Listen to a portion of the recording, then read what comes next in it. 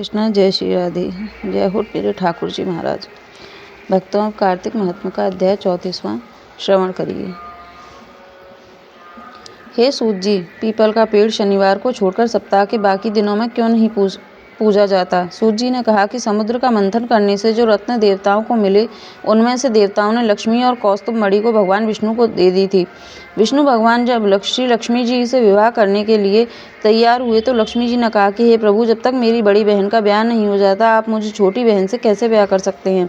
इसलिए आप पहले मेरी बड़ी बहन का ब्याह करा दीजिए, बाद में मुझसे ब्याह कीजिए, क्योंकि यह प्राचीन नियम है। सूत जी बोले। लक्ष्मी जी के ऐसे वचन सुनकर भगवान विष्णु ने लक्ष्मी जी की बड़ी बहन का ब्याह उद्दालक ऋषि के साथ करा दिया। वह लक्ष्मी का बड़ी कुरूप, बड़ा मुख, चमकते हुए दांत, वृद्धा के समान शरीर, बड़े बड़े नेत्र और रूखे बाल महर्षि उद्दालक भगवान विष्णु के आग्रह पर उससे ब्याह कर उसे वेद मंत्रों की ध्वनि से गूंजते हुए अपने आश्रम में ले आए। वेद ध्वनि से गूंजित हवन के पवित्र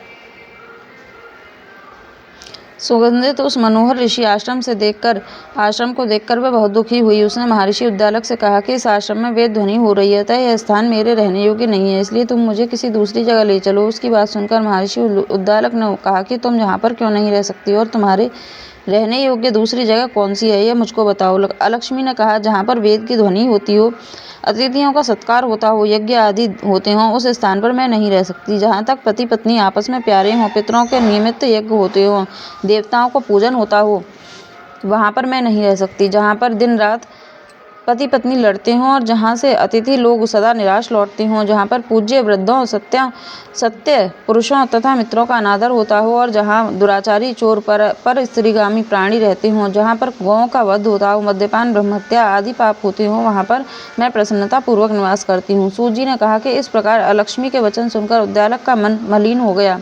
वह इस बात को सुनकर चुप रह गई। थोड़ी देर तक चुप रहने के बाद उन्होंने कहा कि अच्छा, तुम्हारे लिए ऐसा ही स्थान खोजूंगा। अंत में जब तक तुम्हारे लिए ऐसा स्थान ढूंढ कर ना आऊं, तब तक तुम इस पीपल के नीचे चुपचाप बैठी रहो। सूत जी ने कहा कि महर्षि उद्दालक उसे पीपल के नीचे बिठाकर उसके रहने योग्य जगह ढूंढने के लिए चले गए। लेकिन जब वह बहुत समय तक प्रतीक्षा करने पर भी वापस नहीं लौटे तो अलक्ष्मी रोने लगी। उसका बुरी तरह से रोना लक्ष्मी जी ने बैकुंठ में भी सुना तो वह व्याकुल हो गई। उन्होंने दुखी होकर भगवान विष्णु से कहा कि हे प्रभु, मेरी बड़ी बहन अलक्ष्मी पति के त्याग से देने से अत्यंत दुखी हो गई है। हे नाथ, यदि मैं आपकी प्रिय पत्नी हूँ तो आप उसे आश्वासन देने के लिए उसके पास चलिए। पत्नी की प्रार्थना सुनकर कृपा सिंधु भगवान लक्ष्मी जी के साथ लेकर उस पीपल के पास गए, जहाँ पर वह बैठी रो रही थी। उसको आश्वासन देते हुए भगवान विष्णु ने कहा कि हे लक्ष्मी, इसी पीपल की जड़ में तुम सदा के लिए निवास करो, क्योंकि मेरे ही अंश से इसकी उत्पत्ति हुई है और इसमें मेरा निवास रहता है। प्रतिवर्ष गृहस्थ लोग तुम्हारा पूजन करेंगे और उन्हीं के घर में तुम्हारी छोटी बहन निवास करेगी। स्त्रियों को विविध प्रकार के उपहारों से तुम्हारी पूजा करनी चाहिए। मनुष्य को चाहिए कि वह पुष्प, धूप, दीप, गंध आदि से तुम्हारी पूजा करें। तभी लक्ष्मी जी उन पर प्रसन्न होंगी। सूत जी ने कहा कि भगवान श्री कृष्ण सत्यभामा तथा पृथु और नारद का संवाद तुमको सुना दिया है, जिसके सुनने से ही मनुष्य के सब पाप नष्ट हो जाते हैं और उसे बैकुंठ की प्राप्ति होती है। तुमको जो पूछना हो पूछ सकते हो, उसे मैं विस्तार से कहूँगा। सूत जी की बात सुनकर शौनकादिक ऋषि महर्षि थोड़ी देर तक प्रसन्न चित्त से वहाँ बैठे रहे। बाद में वह श्री बद्रीनारायण जी के दर्शन क्यों चले गए। जो प्राणी इस कथा को सुनता है और दूसरों को सुनाता है, वह संसार में संपूर्ण सुखों को प्राप्त करता है। जय श्री राधे। जय श्री कृष्ण। भक्तों, अब ये कार्तिक महात्म्य संपूर्ण हुआ।